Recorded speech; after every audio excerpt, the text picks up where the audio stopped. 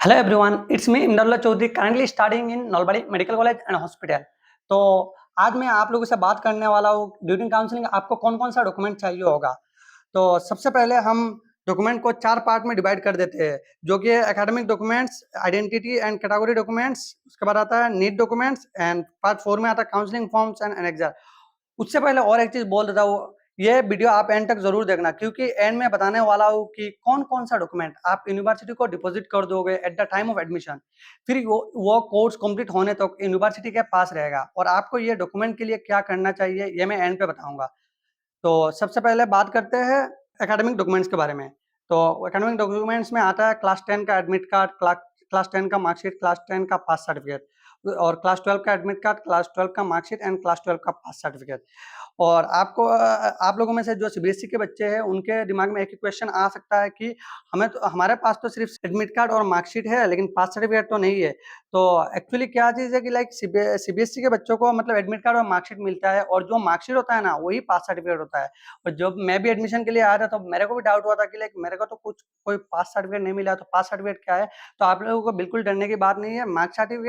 Marksheet and pass certificate दोनों एक ही चीज़ होता है सीबीएसई के बच्चों के लिए।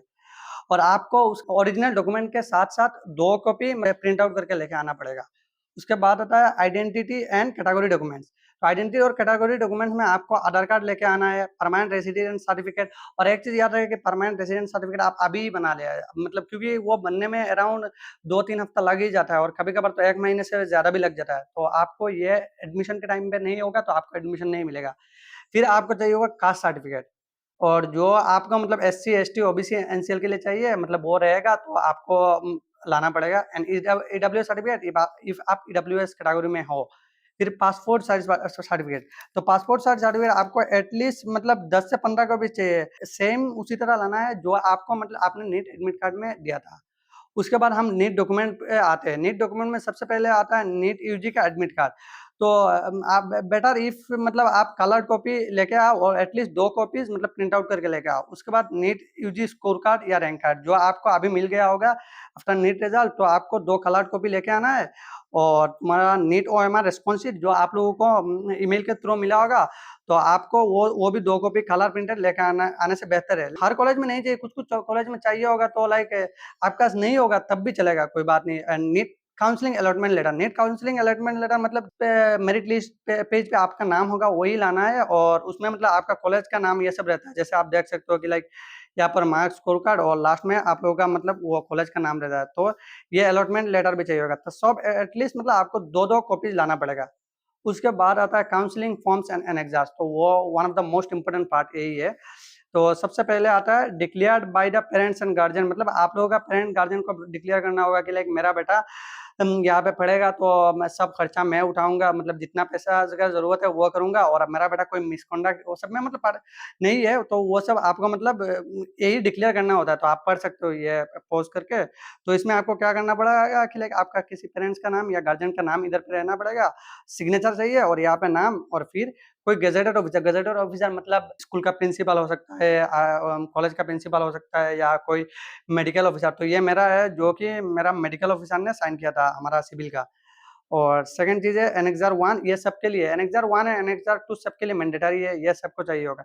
तो एनेक्सर 1 में आप लोगों को मतलब वही कि लाइक आपको प्रूफ करना होता है कि आप 20 साल से मतलब आसाम से रह रहे हो और इसमें आपका मतलब मम्मी या पापा का नाम होगा, उसके बाद आपका विलेज या वो टाउन कहाँ पे रहते हो, तो वो सब एड्रेस डालना है।